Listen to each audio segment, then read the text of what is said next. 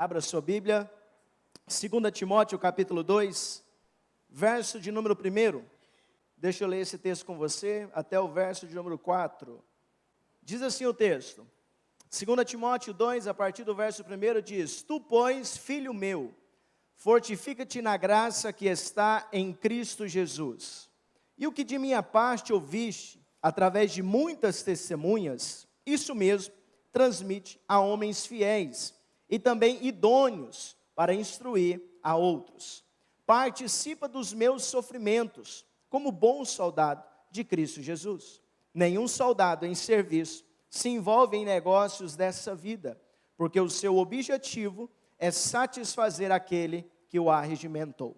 Amém? Feche seus olhos, vamos orar. Querido Deus, muito obrigado, Senhor, por esse momento. Obrigado, Senhor, por cada canção, por esse momento de adoração que tivemos. E temos visto, Senhor, que há liberdade do Teu Espírito nessa hora. Senhor, e é isso que continuamos a pedir, que o Teu Espírito tenha liberdade em nossa vida, nesse lugar. Senhor, que a Tua palavra tenha, Senhor, agora acesso à nossa mente e ao nosso coração. Todas as barreiras, Senhor, sejam desfeitas. Em nome de Jesus. Senhor, tudo que possa estar se levantando como empecilho, Senhor, para que a Tua palavra venha e transforme a nossa vida nessa hora. Nós repreendemos agora em nome de Jesus. Espírito Santo, fale a nossa vida em nome de Jesus. Amém e amém. Esse texto de Timóteo, ele não é o texto principal aqui da nossa palavra de hoje, mas eu vou começar a partir dele, certo? O contexto aqui, para que a gente possa entender como esse texto está inserido, Paulo escreve ao seu filho Timóteo. Quando eu falo filho, eu falo por causa do nível da intimidade, que era discípulo, de Paulo, Timóteo. Timóteo, um jovem, agora à frente de uma igreja, que é a igreja de Éfeso. Paulo, ele recebe permissão para escrever essa carta, enquanto ele está preso em Roma, tá? Por volta mais ou menos de 67, depois de Cristo, ele está preso, e essas palavras aqui, as palavras da segunda carta de Timóteo, são praticamente as suas últimas declarações, suas últimas palavras. Ele já sabe que está caminhando para a morte, que a morte é iminente para ele, que ele já está condenado. Então ele escreve essa carta, essa segunda carta, ao seu filho Timóteo. E essa carta é uma carta cheia de emoção, justamente por causa desse fim, tá? Que está chegando para o apóstolo Paulo. Então, olha só, essa carta nós encontramos alguns propósitos na sua escrita. Ela tem como propósito inspirar Timóteo. Ela tem como propósito desafiar, motivar Timóteo, principalmente, a prosseguir no ministério. E ninguém melhor para ensinar e falar sobre isso a Timóteo do que o próprio Paulo. Porque pensa num homem que teve desafios e sofrimento durante o seu ministério, foi esse, o próprio apóstolo Paulo. Quando nós lemos essa carta, nós vemos vários temas que saltam aos nossos olhos. Paulo, ele vai falar sobre ousadia, ele vai falar sobre fidelidade, ele vai falar sobre oração, ele vai falar sobre ensino. E essa carta, ela tem uma mensagem muito clara. Quando você vai lendo essa carta, que ela é conhecida como uma carta pastoral, você vê uma mensagem muito clara para pastores, para líderes. É um objetivo principal dessa carta, da mensagem dela, falar a essa turma, a liderança. Mas também existe uma mensagem muito clara para a igreja em geral. A igreja em geral, ela é ministrada sobre essa mensagem que Paulo vai tratar com Timóteo. Por exemplo, nos últimos dias nós vemos Paulo descrevendo aqui nessa carta que nos últimos dias que antecederia a volta de Cristo, iria surgir muitos falsos ensinos, oposição ao evangelho, iria surgir muita perseguição aos cristãos, coisas que aconteciam na época, que de forma gradativa iria se intensificar, dificuldades diárias, que seriam tão fortes, que desafiariam a fé do cristão, e em muitos casos, até fariam com que alguns se apostatassem da fé, ou abandonassem de vez a fé. E apostatar vem da palavra apostasia, que quer dizer o abandono consciente da fé. E nesses dias, isso é muito forte. Várias pessoas, que talvez você pode até ter aí na sua mente, lembrar de pessoas que talvez até começou com você, na caminhada cristã, mas desistiu. Abandonou, de fato, a fé. Até foi para outras religiões pagãs, né? Então, olha só, Paulo ele vai falar sobre isso. Só nos últimos dias, prestem atenção, vai surgir muitos falsos ensinos, oposição ao evangelho, perseguição ao cristão, vai surgir muitos desafios e desafios diários que vão desafiar a fé de todos. Agora, Paulo também ele vem nos ensinando sobre o antídoto para vencer tudo isso. E é manter os nossos olhos em Cristo. Como vencer e permanecer com a nossa fé firme, inabalável, mantendo os nossos olhos em Jesus. E é sobre esse tema que eu quero conversar com você hoje, mantendo os nossos olhos em Cristo. Diga comigo, mantendo nossos olhos em Cristo. Fala para o irmão que está do seu lado aí, só para ele não dormir.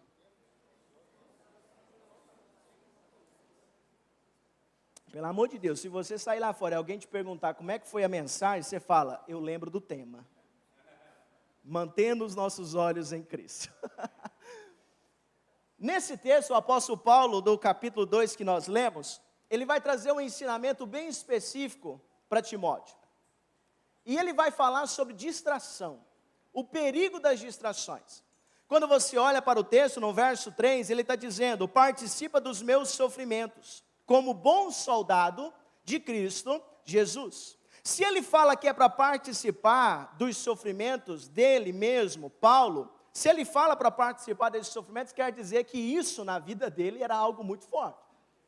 Para viver o evangelho e viver o ministério que ele estava vivendo, existia muito sofrimento. E ele convida ao seu discípulo Timóteo a participar destes sofrimentos por causa de Cristo. E ele está dizendo, participa dos meus sofrimentos como bom soldado. Diga comigo, bom soldado. Gente, se ele está falando que é para ser bom soldado, é porque tem um soldado ruim. Vocês concordam, sim ou não? Então ele está dizendo, é para ser um bom soldado.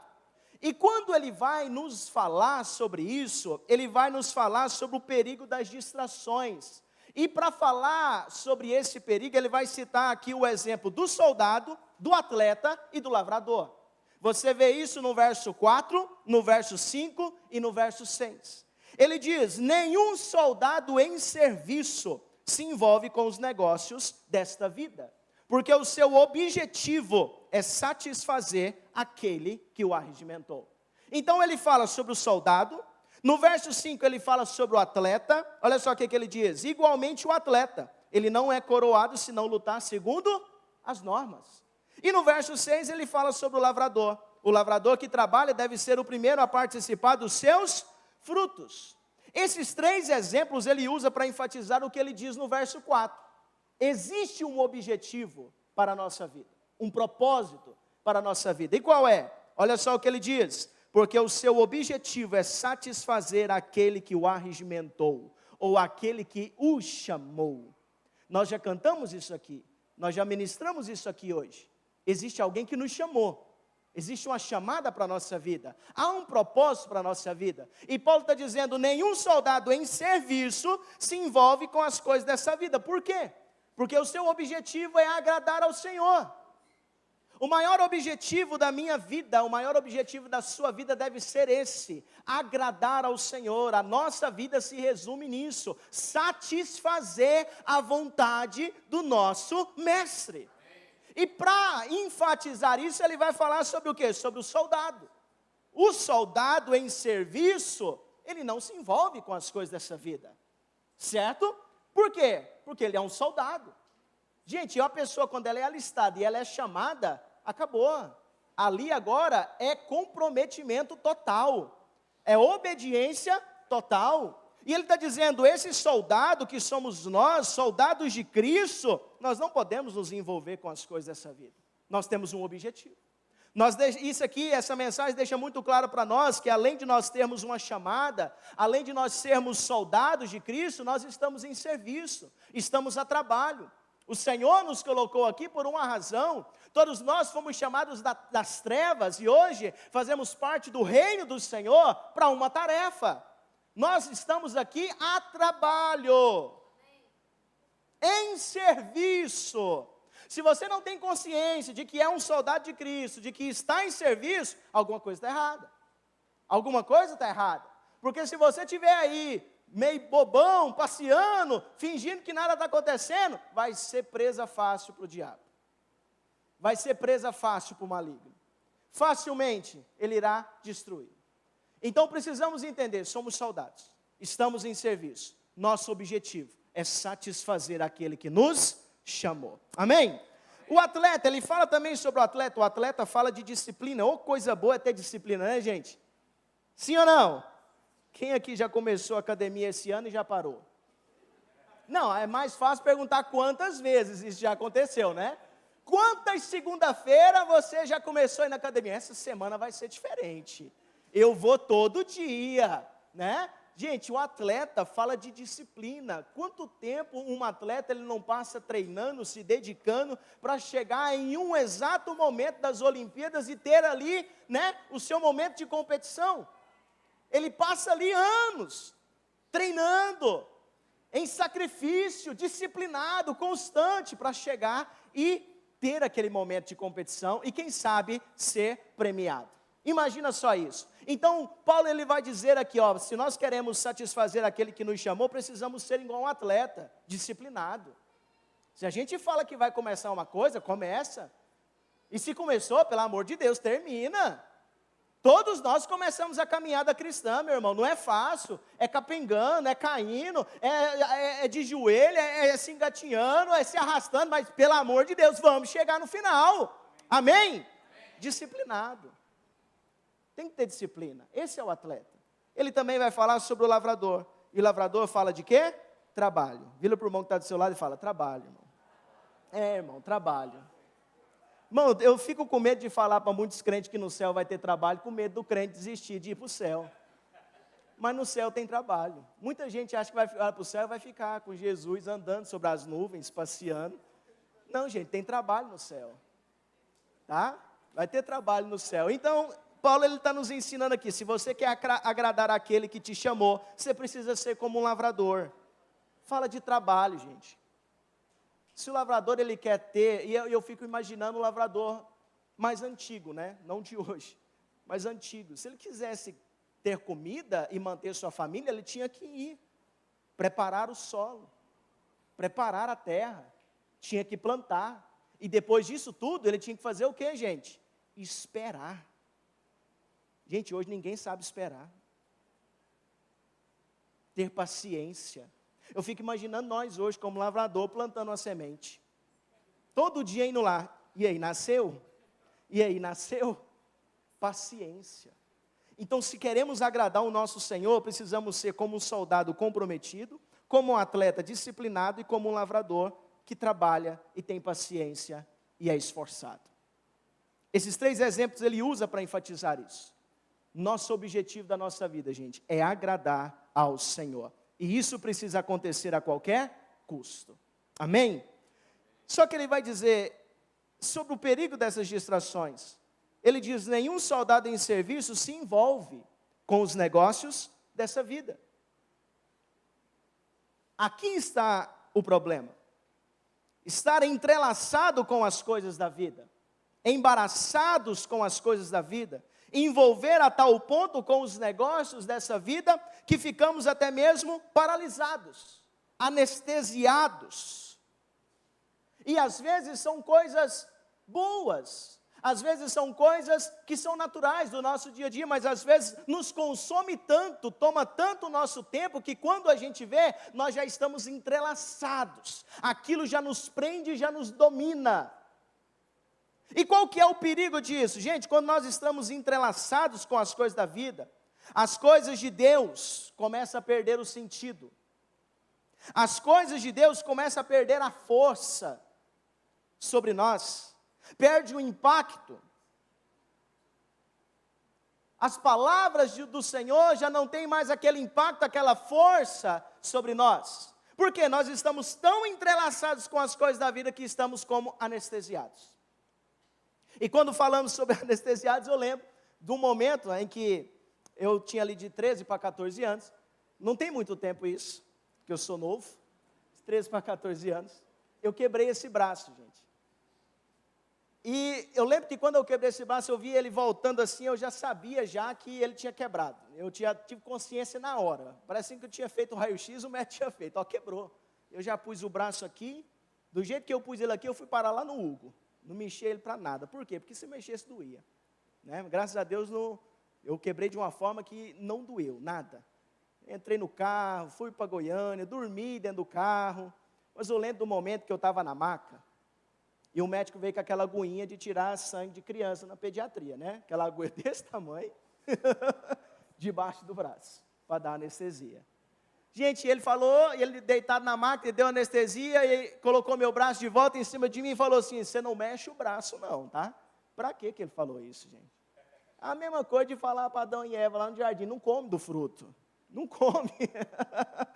E eu fiquei, por que eu não posso mexer meu braço? Por que eu não posso mexer? Por que eu não posso mexer? Eu vou mexer meu braço. Você pensa, né, menino? Gente, eu lembro, eu deitado na maca, eu fui tentar levantar meu braço. Gente, ele levantou tranquilo, beleza. Mas ele caiu assim de lado. Gente, ele ficou parecendo uma borracha. Gente, eu gelei na hora, mais gelado que eu já estava. Peguei esse braço, coloquei e fiquei quietinho. Não mexi mais o braço, até eles virem e puxar e pôr no lugar. Mas eu fico pensando, gente, o braço estava ali, mas eu não sentia mais ele. Estava anestesiado. Muitos cristãos estão assim hoje, anestesiados. Estão aqui, estão presentes, participam das reuniões da igreja, ouvem a palavra, participam do momento do louvor, mas estão anestesiados, não sente nada. Não estão mais sensíveis à voz do Senhor, às verdades do Senhor. A gente fala, gente, Jesus está voltando, o crente está lá. O boleto de amanhã que eu tenho que pagar, né? Os problemas. Está inerte, apático às coisas de Deus, às verdades de Deus. Quando a gente fala que Jesus morreu na cruz, quando a gente tem um momento de transição desse, e o Eduardo vem e ministra a nossa vida sobre Jesus ter falado na cruz, está consumado. Gente, olha só que declaração. Isso é para te deixar qualquer um de nós mais alegre do que uma pessoa que ganha na loteria. Está consumado. Pensa no poder dessa mensagem. Só que para muitos hoje estão o quê? Anestesiados. Perdeu a força, perdeu o sentido. Para muitos cristãos hoje, você fala sobre a volta de Jesus, ele fica olhando para a sua cara e fala assim, até hoje você não entendeu que isso é historinha? Não acreditam mais que Jesus vai voltar e que está voltando. Estão inertes. As coisas de Deus estão perdendo um impacto para muitos. E na verdade é isso que o nosso inimigo quer. Porque se para muitos cristãos eles não estão em serviço, não estão em guerra, eles também não vão acreditar no inimigo das nossas almas. Agora, o fato de nós não acreditarmos que o diabo existe não vai anular o tanto de trabalho que ele tem feito para destruir a nossa vida. Você crendo nele ou não, o diabo está agindo dia e noite para destruir a nossa vida, a nossa casa. O próprio Jesus falou, o ladrão, falando a respeito do diabo, ele vem senão para matar, roubar e destruir. Agora, quando nós não atentamos para essa verdade, não vigiamos, nós estamos escancarados para ele vir e fazer o que quiser. Graças a Deus pela misericórdia do Senhor, gente.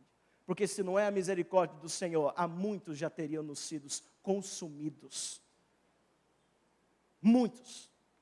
Agora, a estratégia do maligno é exatamente isso, deixar-nos desconectados das coisas de Deus, deixar-nos desconectados da sua palavra. O objetivo do maligno é nos sobrecarregar. A gente pensa num tempo onde o povo anda cansado, sobrecarregado. Como eu brinquei de manhã, muitos cristãos hoje, se fosse falar, está igual galinha de Angola. Quem aqui conhece galinha de Angola? Quem é que galinha de Angola fala, gente? Fosse conversar com muito crente, aí graça e paz, estou fraco. Muitos estão sobrecarregados, estão cegos, indiferentes. Indiferentes a quê? A beleza de Cristo, gente.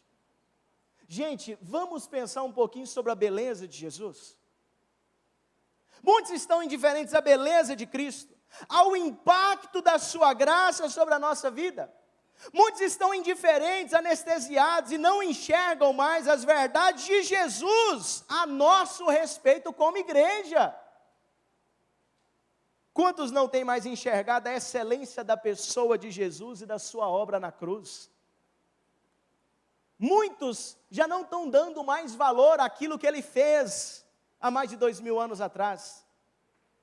Se entregar naquela cruz, sofrer de tal forma, entregar até a sua última gota de sangue, em resgate da nossa vida, em pagamento da nossa vida. Muitos têm perdido isso, não têm dado mais valor em fazer parte da igreja de Jesus, gente. Jesus, ele morreu na cruz por causa de quê, gente? Por causa de pessoas, e pessoas forma-se a igreja. Olha para o irmão que está do seu lado, esse lindo, maravilhoso, cheiroso, e fala: nós somos a igreja de Jesus. Eu sei que é difícil, mas eu vou te amar. Você vai ter que me aguentar até o fim. Jesus morreu por nós, por essa igreja, não esse templo físico, mas pessoas, esse ajuntamento, esse momento de reunião, igreja, comunidade, que está aqui reunida para adorar o Senhor Jesus. Gente, muitos estão perdendo isso, estão perdendo também a esperança que está preparada para eles, gente, preparada para nós. Que esperança é essa? Existe uma esperança preservada para nós nos céus. Existe algo para nós, gente, isso é maravilhoso, isso é poderoso, e isso não pode perder o poder, o impacto na nossa vida, porque senão o que nos resta? Se tirar a visão do homem, se tirar a esperança do homem, o que resta para ele? O que resta para mim? Efésios capítulo de número 1, verso 18, vai dizer: iluminados os olhos do vosso coração, para saberdes qual é a esperança do seu chamamento, qual é a riqueza da glória da sua herança nos santos. Paulo, ele está dizendo aqui, iluminados os olhos do vosso coração, e isso retrata a capacidade de enxergar a realidade do nosso futuro maravilhoso. Só que para isso acontecer, os nossos olhos precisam estar o quê? Iluminados, abertos. Precisamos estar enxergando isso. Para saberes qual é a esperança do seu chamamento. Nós lemos aqui, alguém nos chamou, alguém nos alistou, gente. Esse alguém é o Senhor Jesus, e esse que nos chamou tem uma herança para nós, reservada para nós. Colossenses capítulo 1, verso 5, vai dizer assim, a partir do verso 4. Desde que ouvimos da vossa fé em Cristo, e do amor que tendes para com todos os santos, por causa da esperança que vos está preservada nos céus. Eu fico imaginando, o que Paulo enxergava ao longe? O que ele via lá na frente? Que esperança é essa que ele está falando, que está preservada para nós lá nos céus? O que será que o Senhor está preparando para nós? Que esperança é essa? Já parou para se perguntar? Existe uma esperança reservada para nós, e isso só existe por causa de uma pessoa. Meu irmão, você só tem esperança hoje por causa de uma pessoa. Você só tem esperança hoje por causa de uma pessoa. E essa pessoa é Jesus. Porque antes de Jesus, nós éramos sem esperança e sem Deus no mundo. Imagina uma vida dessa, gente. Sem esperança, sem Deus no mundo. Inimigos do Senhor. Sem esperança, sem visão, sem perspectiva de futuro. Só isso mesmo, só essa vida, pronto, acabou. Como existem várias teorias por aí que ensinam exatamente isso. A vida do homem é só isso, morreu, acabou. Não, gente, não morreu, não acabou, não. Não morreu, não acabou. E isso só existe por causa de uma pessoa. Colossenses capítulo 1, verso 27. Olha só o que vai dizer. Os quais Deus quis dar a conhecer qual seja a riqueza da glória deste ministério entre os gentios, isto é, Cristo em vós, a esperança da glória. A esperança da glória. Existe um poder sobrenatural que opera em Jesus, através de Jesus e em nós como igreja. Em Efésios capítulo 1, verso 19, vai dizer: e qual a suprema grandeza do seu poder para com os que cremos, segundo a eficácia do seu poder, da sua força e do seu poder, a qual exerceu ele em Cristo, ressuscitando dentre os mortos e fazendo sentar à sua direita, nos lugares celestiais, acima de todo principado e potestade, domínio, sobre todo nome que possa se referir, não só no presente século, mas também no vindouro. Gente, existe uma realidade de um futuro maravilhoso para todos nós. Isso aqui é um parênteses para que você possa entender a beleza de Cristo e daquilo que Ele está preparando para nós. Agora, tudo isso é possível através dEle, porque Jesus um dia, junto lá no céu, a Trindade se reuniu e disse: e agora, temos um problema, quem é que vai lá buscar o homem? Jesus falou: eu vou. E esse texto está descrito em Filipenses capítulo 2, a partir do verso 6 ele vai dizer que ele não teve por usurpação ser igual a Deus, ele não quis, ele se esvaziou-se a si mesmo e tomou a forma de servo, se fazendo semelhantes a quê? A homens. Ele se humilhou até a morte, morte de quê? De cruz. Agora, tudo isso ele fez para quê? Para que através dele esse poder fosse manifesto. E que poder é esse? Qual a sua eficácia? Através desse poder, em Cristo Jesus, ele foi ressuscitado dos mortos. Deus o colocou à sua direita e colocou ele acima de todo o principado, de toda a potestade, sobre todo o domínio. Quando Jesus ele se humilha até a morte de Cristo, aí vai dizer na sequência do texto de Filipenses: mas Deus o exaltou sobremaneira e lhe deu um nome que está acima de todo o nome, e todo joelho vai ter que se dobrar. Gente, como eu amo essa declaração. Todo joelho vai ter que se dobrar. Não tem nenhum homem orgulhoso nessa terra que vai chegar diante do Senhor e não vai ter que se curvar diante da majestade do nosso Deus, diante da grandeza do nosso Senhor. Todo joelho vai ter que se dobrar, dos que estão no céu, na terra e embaixo da terra. E olha só, Ele está acima de toda autoridade, todo nome que possa se referir, seja nesse século, ou seja no vindouro. E pôs todas as coisas debaixo dos seus pés, e para ser o cabeça sobre todas as coisas, o deu à igreja. Grave muito bem isso, gente. Cristo não tem igual. Cristo não tem rival, Ele é superior a todos. Ele é superior a todos. Agora, como permitir que as distrações e as coisas dessa vida nos entrelacem de tal forma que a gente perca isso de vista? Da beleza desse Jesus, da majestade desse Jesus. Gente, nós cantamos aqui, Ele é invencível, Ele é incomparável. Não há nada mais belo do que o nosso Senhor. Não há nada mais majestoso do que o nosso Mestre. Quando o apóstolo Paulo viu ele, aquele esplendor, ele caiu do cavalo, gente, e ficou como que cego, porque era tanta beleza. João, quando viu ele lá em Apocalipse, caiu como que morto. Quem é esse Jesus, gente? Quando os anjos olham para ele, nós temos essa canção, nós também cantamos ela. O que é que os anjos veem? Que os fazem cantar dia e noite: Santo, Santo, Santo é o Senhor Jesus. Agora, se isso não mexe conosco, se isso não acende algo em nosso interior, é porque nós já estamos presos, entrelaçados demais com as coisas da vida, e as coisas de Deus estão perdendo sentido para nós. Não podemos permitir que isso aconteça. Toda essa beleza, toda essa glória, o que há de maravilhoso em Cristo, há também na sua igreja. E muitas pessoas não percebem isso. Efésios capítulo 2, verso de número 4 vai dizer: mas Deus, sendo rico em misericórdia, por causa do seu grande amor com que nos amou, estando nós mortos em nossos delitos, nos deu vida juntamente com Cristo. Pela graça sois salvos. Quantos conhecem esse texto? Você já leu esse texto?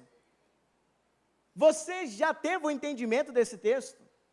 Pela graça sois salvos. Diga comigo: pela graça. Agora diga: eu não mereço nenhuma gota daquele sangue. nenhuma gota que foi derramada. Pela graça sois salvos. A igreja recebe o benefício dessa autoridade universal. Tudo isso aqui que eu acabei de falar sobre Jesus, a igreja também recebe. Por quê? Porque a igreja é o seu corpo.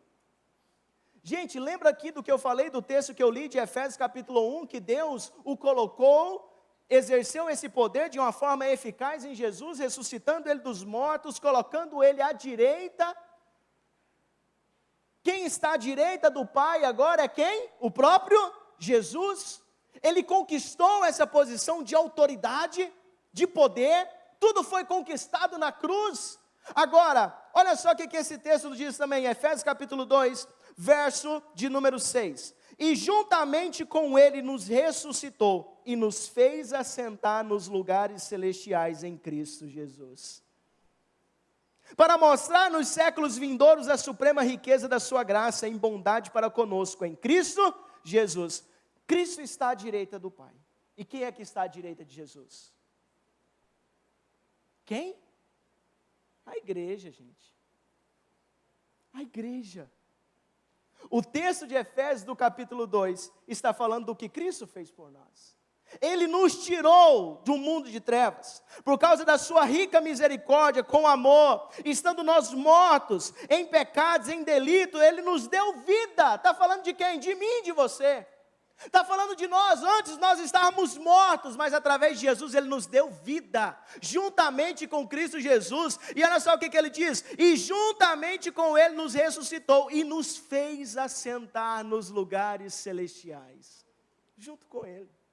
Mas aí você pode dizer, meu irmão, eu estou aqui, eu não estou lá. Gente, isso aqui é o que nós chamamos na teologia de direito e de fato. De direito, aquele lugar é seu.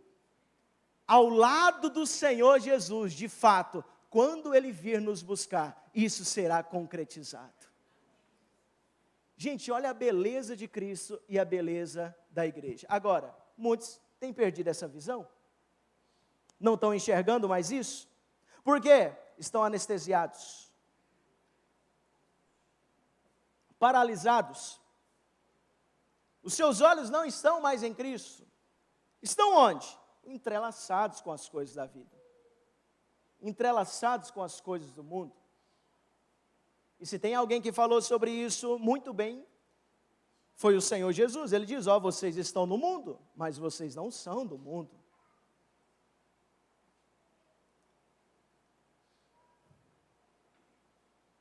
O que pode, ou que tem acontecido em nossa vida para que possa tirar os nossos olhos de Jesus? Nos paralisar, nos anestesiar. Para responder essa questão, eu quero usar o próprio exemplo do apóstolo Paulo. Paulo, ao chegar no final da sua vida, da sua caminhada cristã, ele teve uma visão da sua vida. Ele teve um resumo. E ele diz isso lá em 2 Timóteo, no capítulo 4, no verso 6, no verso 7... Ele diz, quanto a mim estou sendo já oferecido por libação e o tempo da minha partida é chegado. Combati o bom combate, completei a carreira e guardei a fé. E nessa mesma carta do texto que nós lemos, ele vai dizer o quê? Participa dos meus sofrimentos como bom soldado. Nenhum soldado em serviço se envolve com os negócios dessa vida. E quando Paulo termina a sua caminhada, ele olha para trás e ele diz, combati o bom combate. Completei a minha carreira, eu guardei a minha fé. Gente, será que quando chegarmos no nosso final, nós poderíamos olhar para trás e dizer essas palavras? Combati o bom combate. Eu fui um bom soldado de Jesus. Eu completei a carreira. E a minha fé está guardada. Paulo, ele fala sobre isso, sobre a sua caminhada cristã. Agora, será que Paulo ele teve motivos na sua caminhada para desistir? Será que Paulo na sua caminhada ele enfrentou desafios? Enfrentou dificuldades? Coisas que talvez nós poderíamos pensar hoje todos nós estamos sobrecarregados, enfrentando grandes desafios. Mas será que, assim como Paulo, poderíamos chegar lá no final da nossa caminhada e dizer essas palavras? Ou nós estamos entregando os pontos? Olha só, em Atos no capítulo 9, é quando há a conversão de Saulo. E quando ele vê o Senhor Jesus, quando Saulo ele tem aquela visão, ele fica sem enxergar. Ele acaba de chegar em Damasco, e ali em Damasco, o Senhor levanta um discípulo chamado Ananias, e ele diz: Ananias, vai lá, na rua chamada direita, você vai encontrar um homem chamado Saulo. Vai lá e fala para ele que ele é um vaso escolhido, um instrumento escolhido para mim. Gente, pensa num homem que enfrentou desafios no ministério, na vida, foi Paulo. Agora, Paulo ele não foi enganado. Hora nenhuma Paulo foi enganado pelo Senhor. Olha só o que esse texto diz, de Atos capítulo 9, verso número 15 e verso 16. Mas o Senhor lhe disse: vai, porque este é para mim um instrumento escolhido para levar o meu nome perante os gentios e reis, bem como perante os filhos de Israel, pois eu lhe mostrarei quanto lhe importa sofrer pelo meu nome. O que o Senhor mandou ele falar para Paulo? Ananias falar para Paulo. Fala para Paulo, chega lá e fala: olha, você vai ser um pregador do evangelho. Eu vou te levar em muitas nações. Você vai andar de avião, né? Vai ser aquela coisa magnífica. Né? Muitas pessoas olham para o chamado dessa forma, para o ministério dessa forma, essa parte glamurosa, né, do ministério. Mas olha só a chamada de Deus para Paulo. Paulo, você é escolhido. Você vai pregar o evangelho para os gentios. Mas eu vou te mostrar o quanto é necessário sofrer pelo meu nome. Ele não foi enganado. Pensa num homem que foi testado, gente. Quando nós lemos o texto de 2 Coríntios capítulo 11, a partir do verso 22, Paulo fez questão de colocar aqui um registro de como foi a sua vida. A partir do momento que ele aceitou a Jesus, pode dizer, gente, tudo piorou para esse homem. Porque até então ele era uma autoridade religiosa, respeitado, fazia parte do sinédrio, aquela coisa toda. Ele até diz aqui, olha só, são hebreus também eu, são israelitas também eu, são da descendência de Abraão também eu, ou seja, coisas que poderia se orgulhar. O homem aqui da época, os judeus, se orgulhava disso. Mas olha só o que ele diz: são ministros de Cristo, falo como fora de mim, ainda mais, em trabalhos muito mais em prisões, em açoites sem medida, em perigos de morte, muitas vezes. Será que esse homem ele teve oportunidades ali de sobra, gente, para desistir da fé, para o paralisar, para dizer, eu não vou continuar nada com essa fé em Jesus? Mas não para por aí, olha só, 5 vezes recebi dos judeus uma quarentena de açoites menos uma, fui 3 vezes fustigado com varas, 1 vez apedrejado, em naufrágio 3 vezes, 1 noite e 1 dia passei na voragem do mar, em jornada muitas vezes, em perigos dos rios, em perigos de salteadores. Aí aqui ele encontrou um amigo íntimo.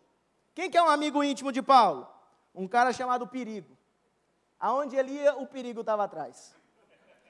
Perigos de rios, perigos de salteadores, perigos entre os patrícios, perigos entre os gentios, perigos na cidade, perigo no deserto, perigo no mar, perigo entre os falsos irmãos. O perigo não largava o homem. Em trabalhos, fadigas, em vigílias, muitas vezes, fome, sede, jejuns, muitas vezes, em frio, em nudez. Além dessas coisas exteriores, há o que pesa sobre mim diariamente, a preocupação com todas as igrejas. Isso aqui eram as situações que surgiram para provar a fé de Paulo. Surgiram para provar a sua determinação, para provar se de fato ele era um bom soldado ou um mau soldado. Alguém aqui já apanhou de vara em praça pública por causa do nome de Jesus? Alguém? Em Atos, no capítulo 16, um homem, ele é chamado ali, gente, e ele começa a pregar o evangelho, Paulo e Silas. Gente, ele expulsa um demônio de uma jovem. Uma jovem com espírito de adivinhação, a jovem é liberta, imagina só isso, que maravilha. Só que ali tinha homens que lucravam com a adivinhação da menina.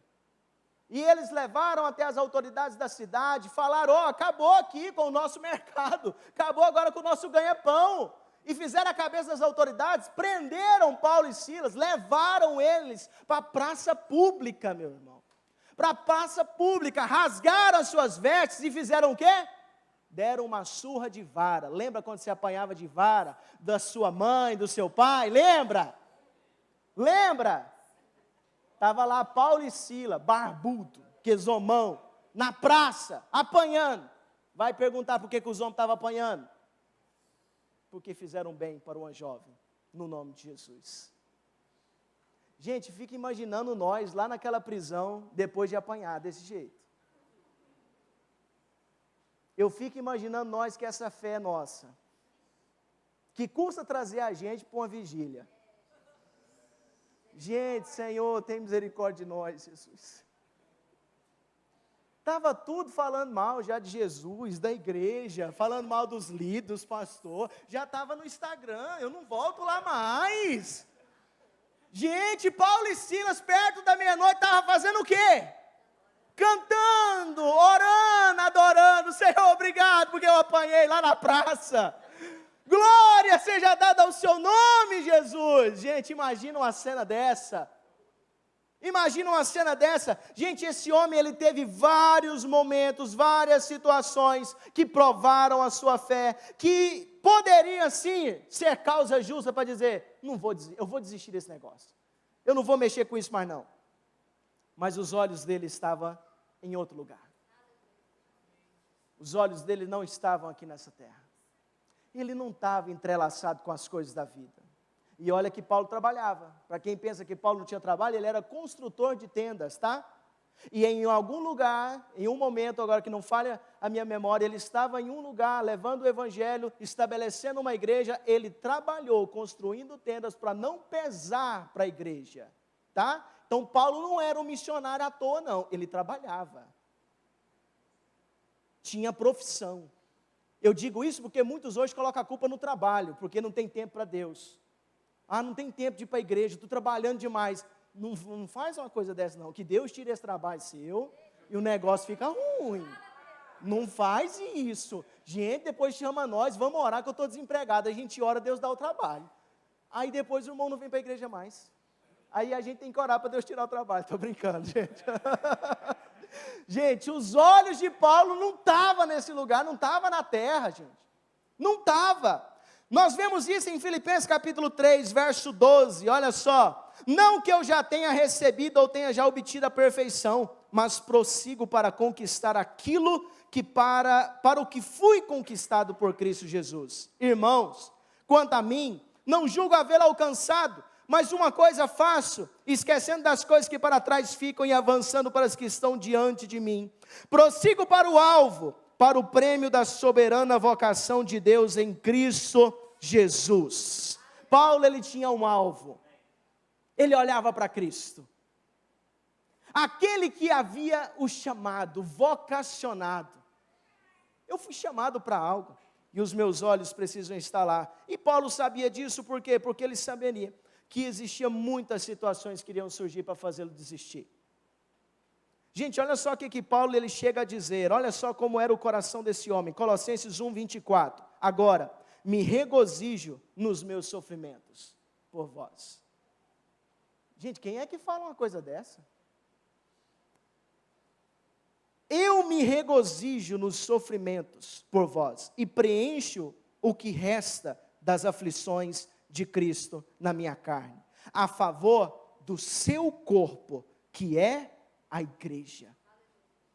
Ninguém melhor do que Paulo para falar sobre a beleza da igreja. Todas as cartas que você lê de Paulo, as 13 que ele escreveu, estão no Novo Testamento, quase metade do Novo Testamento. Ninguém descreve melhor a revelação da igreja como ele. E ele sabia, gente, que Cristo havia morrido por essa igreja. Cristo deu tudo por essa igreja. Então ele não se importava em dizer, eu me regozijo nos meus sofrimentos por vós. Eu me alegro em sofrer por vós. E completar, preencher o que resta das aflições de Cristo na minha carne, a favor do seu corpo, que é a igreja. Quais situações têm desafiado a sua fé? Pergunta ao irmão que está do seu lado, quais situações têm desafiado a sua fé, irmão? Eu sei que você anda igual galinha de Angola, estou fraco, estou fraco. O que é que está fazendo você cantar essa música, estou fraco? O que é que está desafiando sua fé? O que é que está deixando você paralisado? Quem aqui está passando algum tipo de desafio, levanta a mão. Oh, crente, é crente, irmão, crente passa dificuldade mesmo. Crente é provado mesmo, faz parte da caminhada cristã, isso é proposital, tá? É Deus que manda a provação. Aí você diz, misericórdia, é Ele mesmo. É Deus que permite situações difíceis na nossa vida, só assim seremos filhos perfeitos, tá? Tiago capítulo 2, verso de número 2, Tiago capítulo 1, verso 2 a 4, olha só o que diz: meus irmãos, tende por motivo de toda alegria o passardes por várias provações. Eu fico imaginando essa alegria aqui na nossa vida quando a gente recebe o salário. Quem aqui fica feliz o dia que recebe o salário?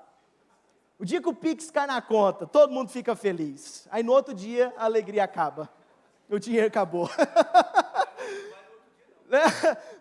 Tem de grande alegria, gente, motivo de grande alegria. Qual, meu irmão, qual? O passardes por várias provações, não é só uma não, é várias provações. Então quando a provação, a dificuldade chegar na sua vida, você vai falar, seja bem-vinda, eu estava te esperando. Fique alegre, por quê? Porque a provação, ela é a prova da nossa fé. E uma vez confirmada, ela produz o quê? Perseverança. E será que a perseverança é necessária na nossa vida? Jesus falou sobre a perseverança. Aquele que perseverar até o fim será o quê?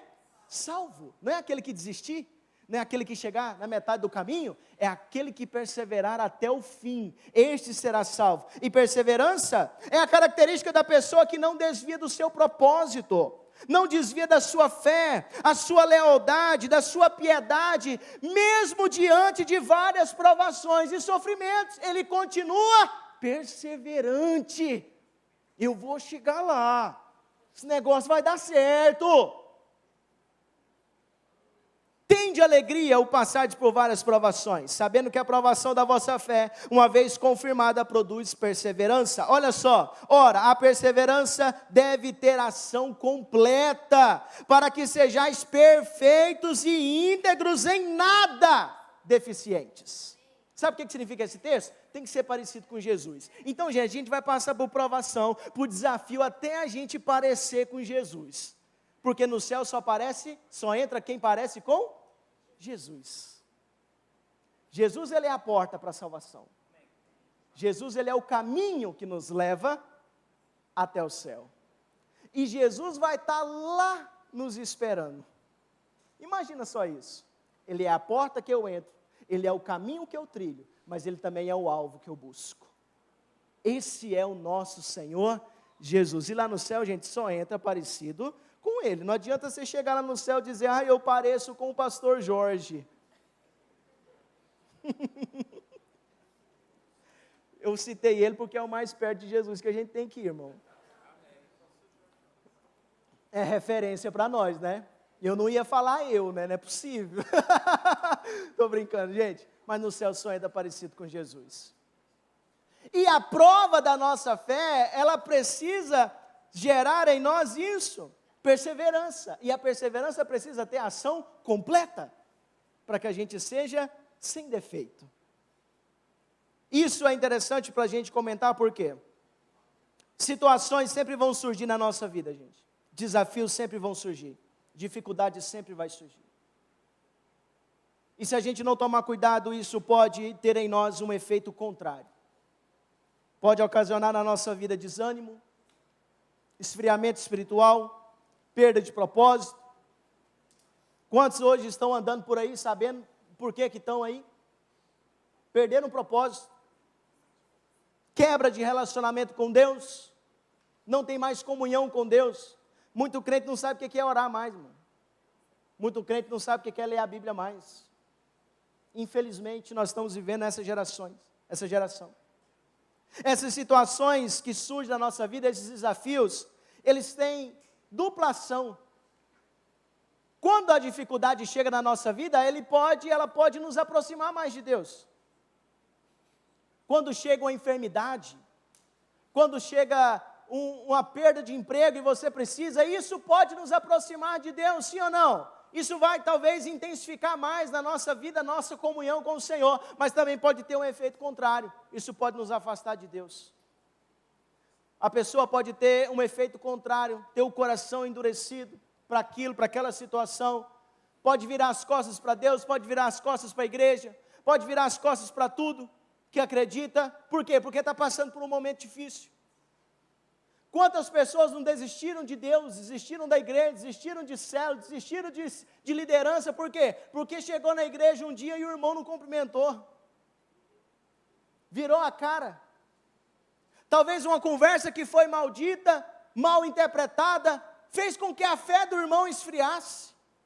Situações que vivemos hoje, situações que enfrentamos hoje. Então, situações difíceis sempre vai ter, sempre vai existir. Eu fico imaginando Paulo, no início da sua caminhada, acabou de se converter, lá em Damasco, quando Ananias chega e ora por ele. Ele estava 3 dias sem comer, ele se alimenta e fica fortalecido. O que Paulo faz? Começa a pregar o evangelho, lá em Damasco mesmo, naquela fome, naquela sede, pregando o evangelho para cá, pregando o evangelho para lá, e o povo não estava recebendo a palavra, o povo estava ficando confundido, tonto.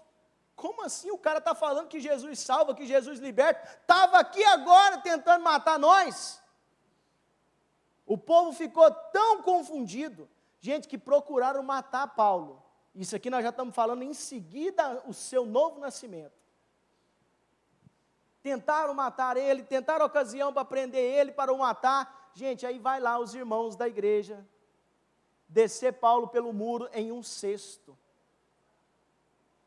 E perna para quem te quer, porque senão ia morrer mesmo. Está lá o novo convertido, descendo por um cesto, pelo muro, para não ser morto. Situações vão surgir na nossa vida, nada comparado a isso. Porque se nós formos analisar na nossa vida o que tem desafiado e o que muitas vezes tem nos paralisado, meu irmão, a gente fica assim, é de dar vergonha. É de dar vergonha. Então, esses exemplos que nós olhamos aqui são exemplos que custam vida, sangue. Então, é uma lição para nós hoje, para a gente tomar vergonha na cara. Essa é a verdade. Existe um antídoto para vencermos tudo isso, e esse antídoto é manter os nossos olhos em Cristo. Em Salmos de número 34, verso de número 5, olha só o que esse texto diz: contemplai-o e sereis iluminados, e o vosso rosto jamais sofrerá vexame. Como vencer todas essas dificuldades e manter a nossa fé intacta? Como não ser anestesiado ou paralisado pelas coisas desse mundo? Como não sermos entrelaçados com os negócios dessa vida a tal ponto das coisas de Deus perderem o sentido para nós? É mantermos os nossos olhos em Cristo. Olhai para Ele e sereis iluminados. Contemplar significa olhar, mostrar consideração, prestar atenção. Olhar, olha só o que a Bíblia nos diz, Hebreus 12, 2, olhando firmemente para o autor e consumador da nossa fé, o qual em troca da alegria que lhe estava proposta, suportou a cruz, não fazendo caso da ignominia, e está sentado à destra do trono de Deus. Precisamos olhar para Jesus hoje, meus irmãos. Precisamos manter os nossos olhos fixos nele, independente de qualquer coisa, a qualquer custo, nunca perdê-lo de vista. Nunca. Precisamos contemplá-lo, isso quer dizer mostrar consideração, principalmente às palavras de Jesus. Gente, eu sento aí também e fico escutando ministrações, e isso acontece. Muitas vezes você está aqui de corpo presente, mas sua mente está longe. Você está me olhando, às vezes você até ri para mim, mas sua mente está longe, pensando em outra coisa, boleto, problema, é filho, dando trabalho na escola, e você não está nem ouvindo o que eu estou falando. Contemplar significa mostrar consideração, principalmente em momentos assim, onde a palavra do Senhor está sendo ministrada. Uma palavra que é lançada aqui, uma palavra que é dirigida aqui, pode mudar todo o curso da sua vida. Todo o curso da sua vida. Então, mostrar consideração, principalmente as palavras de Jesus. Gente, 2 Timóteo no capítulo 4 vai dizer que iria existir um tempo em que as pessoas não iam suportar mais ouvir as palavras do Senhor. Não só ouvir as palavras do Senhor, mas as verdades de Deus. Gente, hoje eu vou falar um negócio para você. É difícil você chegar para uma pessoa e falar uma verdade. É ou não é? Quem aqui não tem essa dificuldade? Se você tem essa dificuldade, provavelmente, não estou dizendo que é o caso, mas provavelmente é porque você tem dificuldade de ouvir também. É difícil você hoje falar uma verdade para uma pessoa. A gente fica ensaiando, e ora, e jejuma, e fica ensaiando, como é que eu falo, como é que eu chego, né, para chegar lá, irmão, sabe, né, talvez, né, um dia desses, né, você está errado, né, mas preocupa não, né, é assim ou não é, gente? Por quê? O texto que Paulo vai falar em 2 Timóteo capítulo 4 diz, verso 3, pois haverá tempo em que não suportarão mais a sã doutrina. Pelo contrário, cercar-se-ão de mestres segundo as suas próprias cobiças, como que sentindo coceira nos ouvidos. Esse é o tempo que nós estamos vivendo. Tem gente demais falando muita coisa. É tanta informação que a gente já não sabe mais o que ouve. É como se a verdade de Deus estivesse sido diluída no meio de tanta informação. E isso é uma estratégia maligna para que a gente não enxergue a verdade do Senhor, porque Ele sabe que aquilo que pode libertar o homem é as verdades do Senhor Jesus. E se recusarão a dar ouvidos à verdade, entregando-se a fábulas. Gente, a gente fica olhando o que as pessoas acreditam hoje e fica de cara. Aparece um canal no YouTube falando que é assim, assim, assado, a pessoa, então é desse jeito. Enquanto a Bíblia, as palavras do Senhor vai sendo colocada de lado. Não, meu irmão. É tempo de nós voltarmos, olharmos para Jesus e considerarmos as suas palavras. E ele diz, contemplai-o e sereis iluminados, o que quer dizer, ficarão radiantes. Olha para o irmão que está do seu lado, vê se o rosto dele está radiante, brilhando. Esse irmão lindo, cheiroso do seu lado. Se tiver iluminado, radiante, é porque ele está olhando para Jesus. Se tiver meio embaçado assim, é porque o negócio está feio.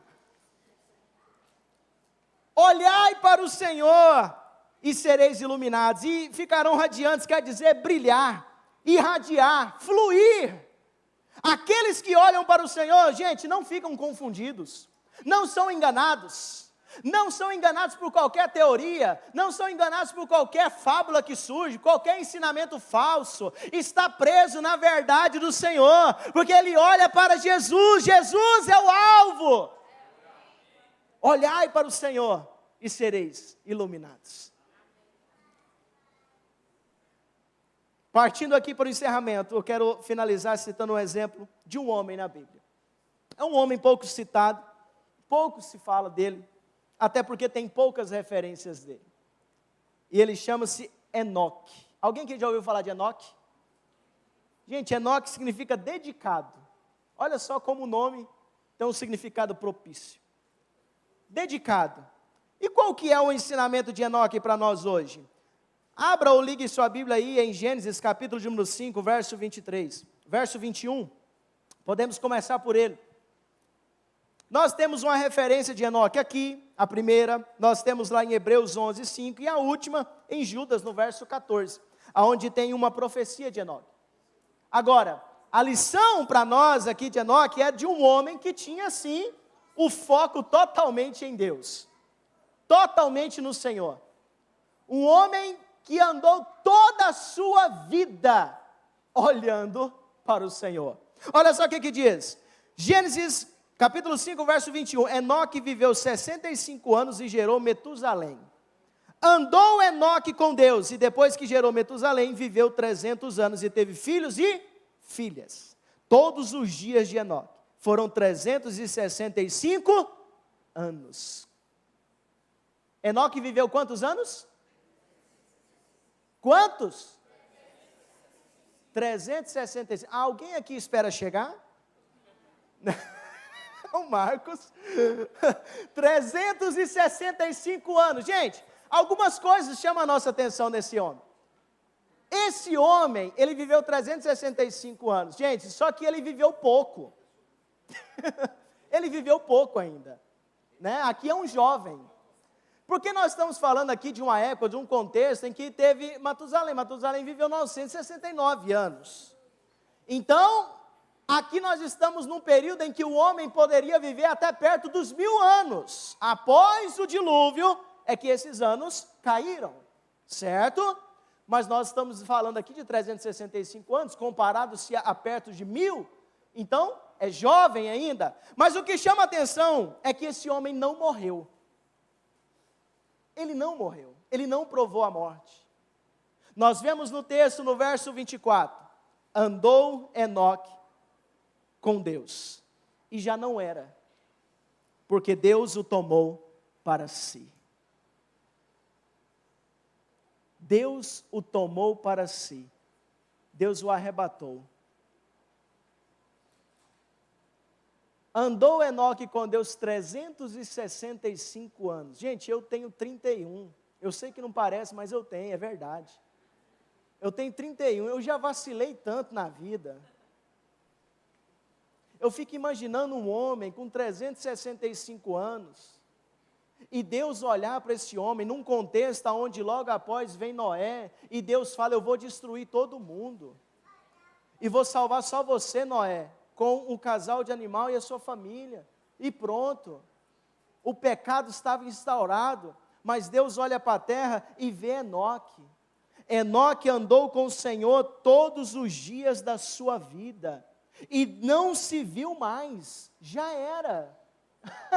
Por quê? Deus o tomou para si. Gente, eu fico imaginando, o que o Senhor olha para a terra hoje, olhando para mim, para você, olhando para a igreja dele. Fico imaginando assim, Deus dizer essas palavras, já era, vou lá buscar para mim. Eu fico imaginando o Senhor nesse desejo, desse encontro, do noivo com a noiva, de Cristo com a igreja. Enoque andou todos os dias da sua vida e não se viu mais, porque Deus o tomou para si. Deus disse, esse homem não vai mais andar lá, eu quero ele aqui, perto de mim. E andar com Deus nesse texto significa ter comunhão íntima com o Senhor. Hebreus capítulo 11, verso 5 diz, pela fé, Enoque foi arrebatado para não ver a morte, não foi achado porque Deus o arrebatara, pois antes da sua transladação, obteve testemunho de haver agradado a Deus. Fique de pé. Não o se viu mais, porque Deus o tomou para si. Qual é o antídoto para vencer todos os desafios da nossa vida e permanecer fiel? Manter os nossos olhos em Cristo. Uma vida comprometida com o Senhor. Andar com Deus significa ter íntima comunhão com Ele. Significa ter uma ligação profunda com o Senhor. E não estar entrelaçado ou paralisado de tal forma, anestesiado de tal forma, que as coisas de Deus não fazem mais sentido. Nós estamos aqui diante de um Deus único, de um Deus poderoso, majestoso, que veio, morreu naquela cruz, sofreu por nós, pagou os nossos pecados, mas Ele não está mais lá naquela cruz. Quando olhamos para a cruz, o Senhor não está lá, ela está vazia. Quando nós olhamos para o túmulo, Ele não está lá, Ele está vazio. Cristo ressuscitou.